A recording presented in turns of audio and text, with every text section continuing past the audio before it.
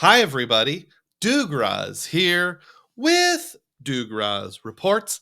Every Saturday morning at 9:30 Central Time, I do a live stream, and I certainly invite you to join me. So click the notification bell thingy if you've not yet done so. A few weeks ago, I did a live stream about budget hotels, and specifically, I started with the premise that most likely Holiday Inn and Holiday Inn Express were the best budget hotels. But I wanted to put it to the test, so I made a scenario where I compared Holiday Inn Express to places like Marriott, Hyatt, Wyndham, and Hilton. And I wanted to see who the winner was. Well, the results were a little surprising to me.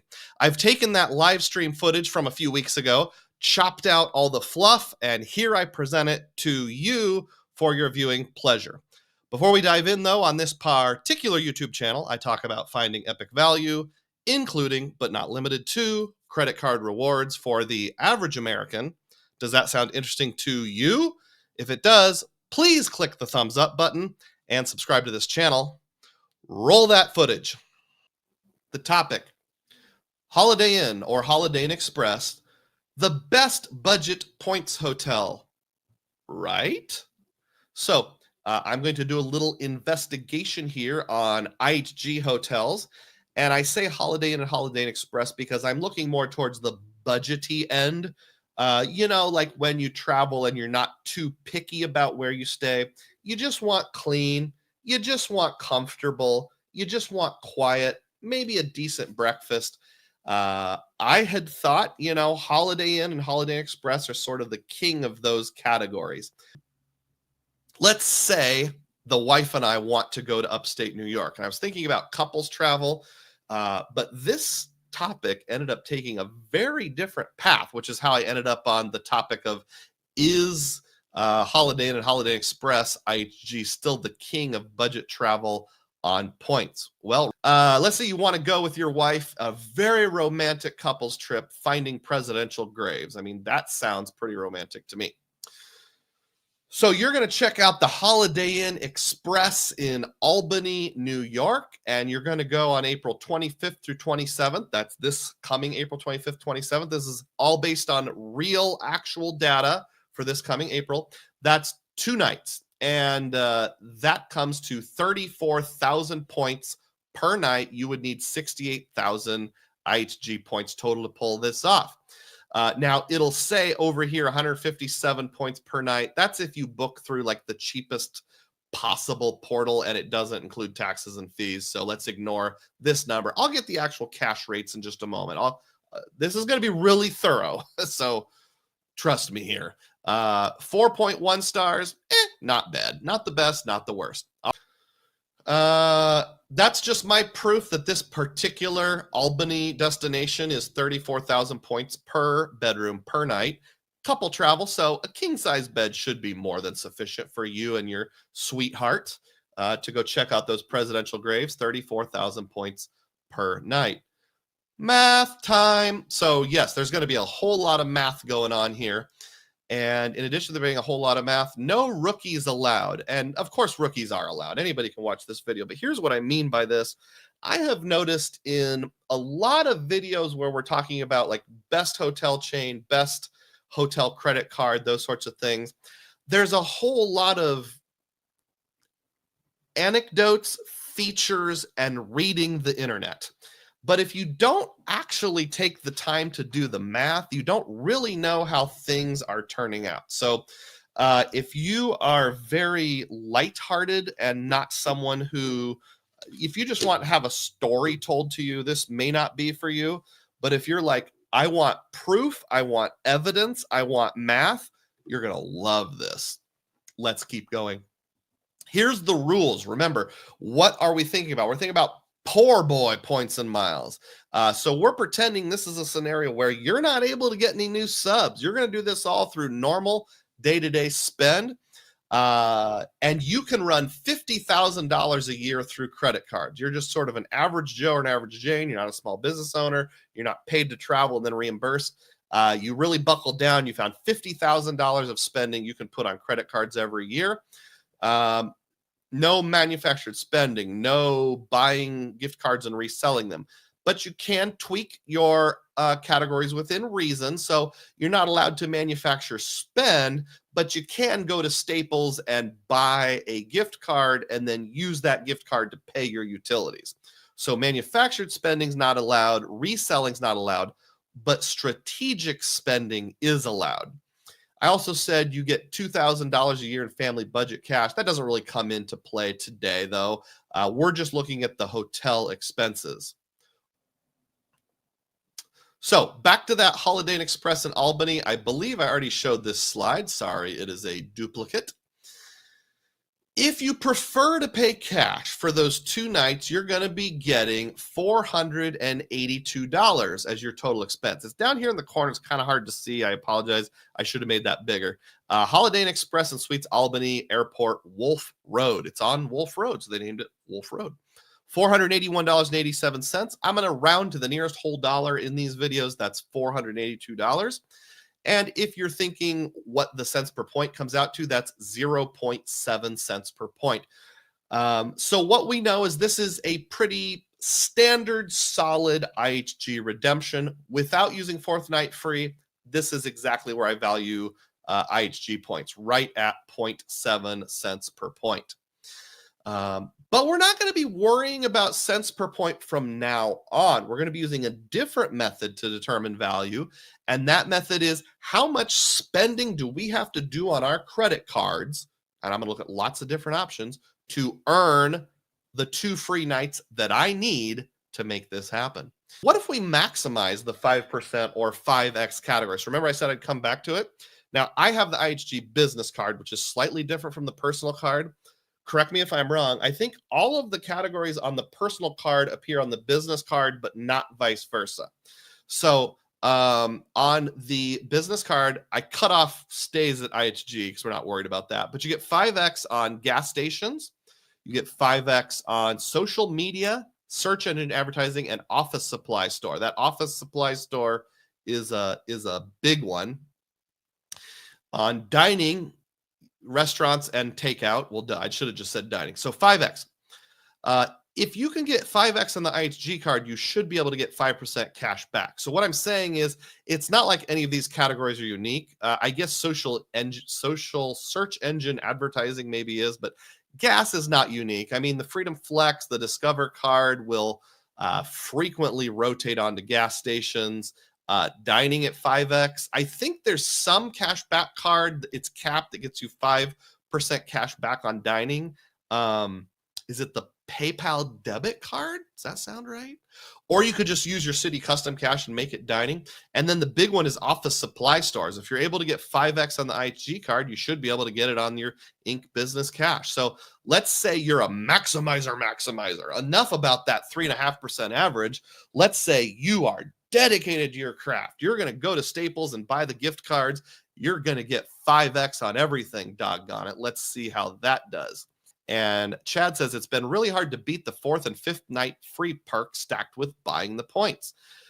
I agreed with you coming into this video. Will I still agree with you at the end? You're going to have to stay on to the end to find out. This is going to be a longer than average presentation, but if you're wanting the truth, man, if you want to know the truth, stay till the end. All right, so what if we maximize those categories? Now, this one, I didn't do the math in your presence. You're going to have to take my word for it a little bit, but I did all the math. So on the IHG card only, you're going to take the 68,000 points and you divide by 5. You would need to spend $13,600. If you take the cash rate, and this is the modified cash rate put on the IHG card, or saved up using cash back, and then you put it on the IHG card, so you get your $63 of credit. Take that factor divided into 5%, you have to spend $8,380. If you just use your cash back to buy the IHG points, which we remember cost $340, and you're using all 5% cash back cards to do it, you only have to spend $6,800. Well, what do you know? Once again, buying the IHG points needed. So if you're a maximizer, you only have to spend $6,800, whereas with traditional cash back, $83.80, and if you do all your spending on the card, $13,000. So based on the maximized spending categories, Buying the points is still the winner. So what did we learn here? We learned that Uncle Luke was right. That's Luke from Luke's Points and Miles. And I have heard Luke say this exact quote many times. The best way to take advantage of IHG is to buy the points when they're on sale. Luke, probably. Okay, I said probably because I've heard him say this kind of thing before. I don't know if it's this exact words, but I don't think he'll beat me up for using this quote. If you happen to be on board now or later, Luke, let me know. Is this a fair quote? Because I'm pretty sure I've heard you say that before. Originally, this is where I was going to end the presentation. I was going to go to some other IHG properties and be like, let's do the math here, let's do the math there.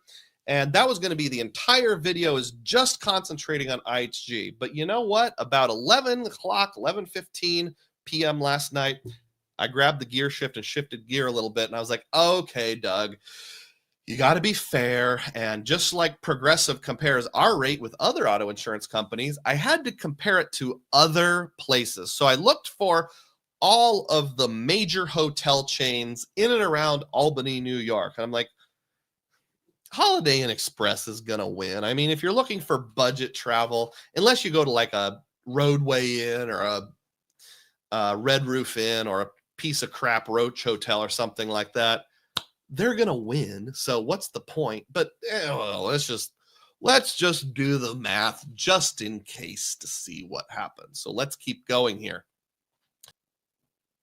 Let's look at the competition. Here we have the beautiful Albany skyline, including a giant mushroom hat.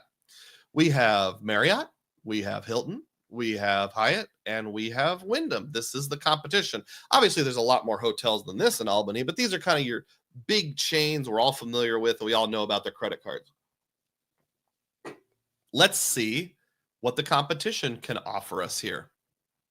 First, we have the Fairfield Inn and Suites, part of Marriott. And again, don't concentrate on this picture. That's just like a fan picture. Don't worry about the price here. We'll do it elsewhere. But we do always look at the ratings. 4.1. What was the original one? It was like 4.2. So we're in the same neighborhood. If you want to stay 2 nights in a king-size bed, you're going to be paying $433.96. That's about the same. If you're going to use points, the first night was $24,000. The second night was $25,500 Marriott points. That's $49,500. Now, I'm not super familiar with Marriott points, so I had to do a little bit of looking, but I figured it out. Quick comparison. The Fairyacht. Hey, that's kind of a good name. We're going to call the Fairfield Inn the Fairyachts from now on. The card that had the best earnings on like realistic categories like grocery, dining, those kind of things was the Bonvoy business card issued by Amex. So to get our 49.5 thousand points, the best categories earned at 4x, because we're going to use our maximizer comparisons right now. We're going to assume if you're willing to do all this investigation, you're willing to use 5% cash back cards. But the best that Marriott had was 4x, and that was $12,375. If you pay the cash rate, that's $434. You get $64 in value. It's almost exactly the same as the other card. At a 5x rate, 5% cash back card, you'd have to come up with $7,400 of spend. We also know that Marriott will transfer from Chase to Marriott 1-to-1. So, hey, what if you use your Chase Inc. business cash to go out and buy the points? So instead of getting 4x on the Bonvoy card, you're going to earn them on your Inc. business cash. You're going to go to Staples, buy all the gift cards you need to do your everyday spending. Well, to get you to 49,000 Chase points, which become Marriott points, you'd have to spend 9,900. So actually, cash back is better in this case.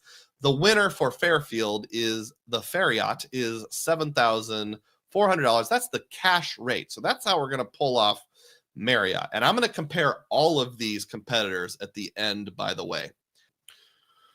Next up is the Homewood Suites by Hilton, also in Albany. 4.4 stars. That's the best of the competition we're looking at. If you want to stay here on points, it's 45,000 points per night.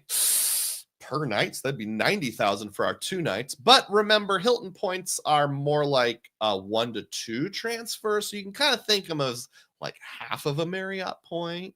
They're more like IHG points. But We'll have to do the math to know how it works out. If you want to do the cash rate for your 2 nights looking at presidential graves, it's $446. So if we did the Surpass card only, the Hilton Surpass card that I just mentioned to Allie, and we only did it on the 6X categories, which are grocery, gas, maybe a couple other things, I think dining, you would need to get 90,000 points divided by 6. You got to spend $15,000. That's not very good. What if you just wanted the cash rate? Interestingly, the cash rate is roughly about the same as the other 2 hotels. And you're going to have $67 in value from your Hilton status. Again, I'm not going into details and breaking it down, but trust me, I looked up the status, what came with the card, and what came with your base rate, the modifier, applied it all in, $67 in value. At 5% cash back, you'd have to spend $7,580 on cashback cards to get there. If you wanted to buy Hilton points because they're frequently on sale for half a cent each, including right now, we looked at that back in the DUGROZ data points, you would need 90,000 points. You buy in at half a cent each, you'd have to get $450 worth of points. To earn $450, you need $9,000 of spend at 5% cash back.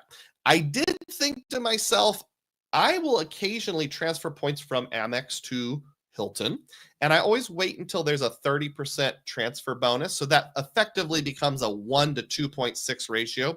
Let's say you had the Amex Gold card or the aforementioned Business Gold card, because it has some 4X categories too.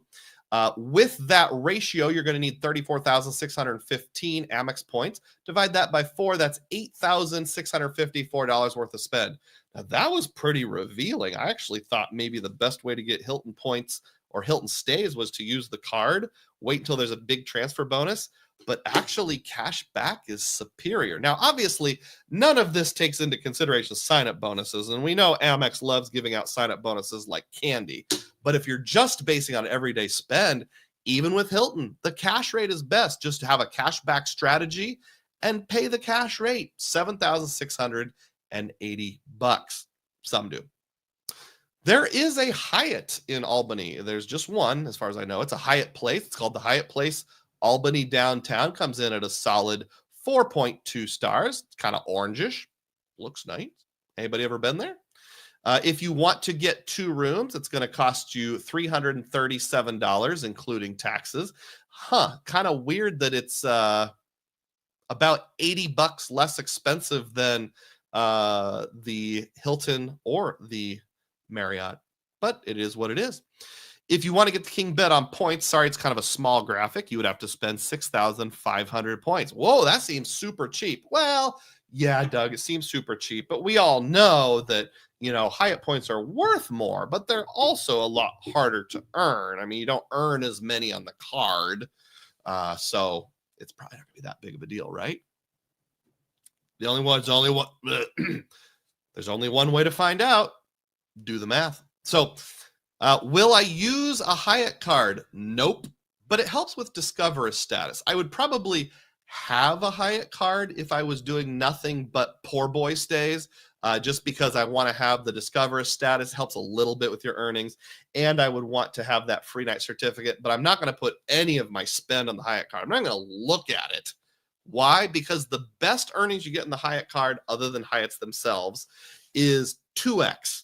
Well, if I'm saying I'm a maximizer and Chase transfers 1-to-1 to Hyatt, then I'm going to put it on a 5x Chase card, which I will do in just a few moments. But I'm not even going to bother doing the math on the Hyatt card because it's going to be terrible. Let's say you want to do the cash rate. That's $338. You're going to earn $64 worth of rewards in points. Interesting. Again, really similar to those other two. It's almost like all hotels use the same math. 5% cash back, that's $5,480. Not bad to get 2 free nights in a Hyatt Place, a little over $5,000, not bad. But hey, since we know Chase is a 1-to-1 transfer partner, why not just use your Chase Inc. business cash card to go out and buy the gift cards, buy the 5X, or maybe you've got a Freedom or a Freedom Flex and you're going to wait for those rotating categories to come around. You can do 5X on pharmacy, on grocery, on PayPal, whatever it is that comes around. Because it's only 6,500 points per night, it was a category 2, if you're wondering. That's 13,000 points. Divide that by 5, $2,600. Wait a minute. Did you say $2,600? Yes, I did, Kent. So the winner there is transferring from Chase because you only have to spend $2,600 to get 2 free nights at the Albany Hotel where you want to go see presidential graves.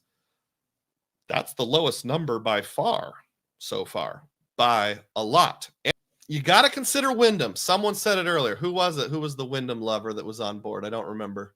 I'm trying to find it. Rodrigo Mendez. Rodrigo Mendez told us that he likes Wyndhams. So let's check out a Wyndham property. We have La Quinta by Wyndham, the Wyndham Latham Albany Airport. I don't know if Latham is a suburb, maybe Latham, whatever. 3.9 stars, not as good, but I would say good for a La Quinta. If you want to use points, it's going to cost you 15,000 points per night. That's kind of a standard rate for Wyndham.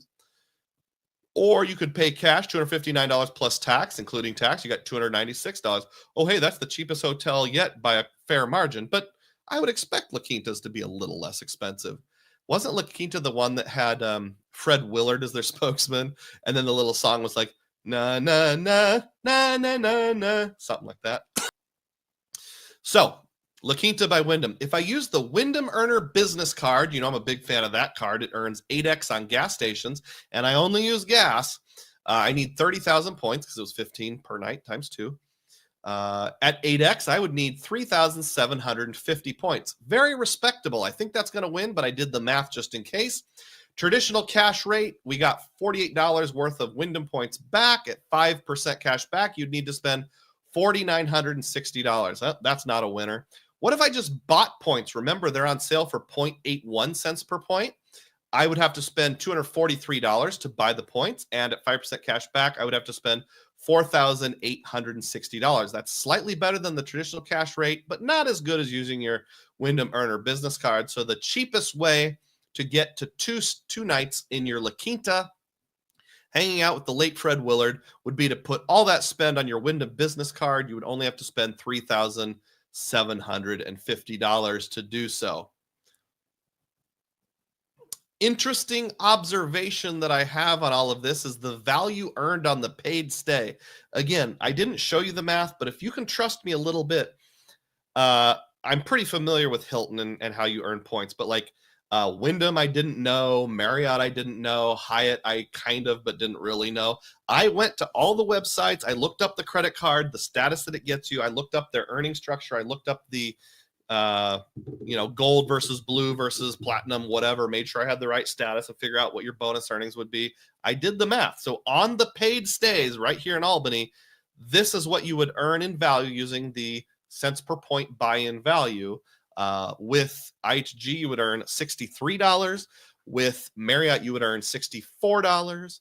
With Hilton, you would earn $67. With Hyatt, you would earn $64.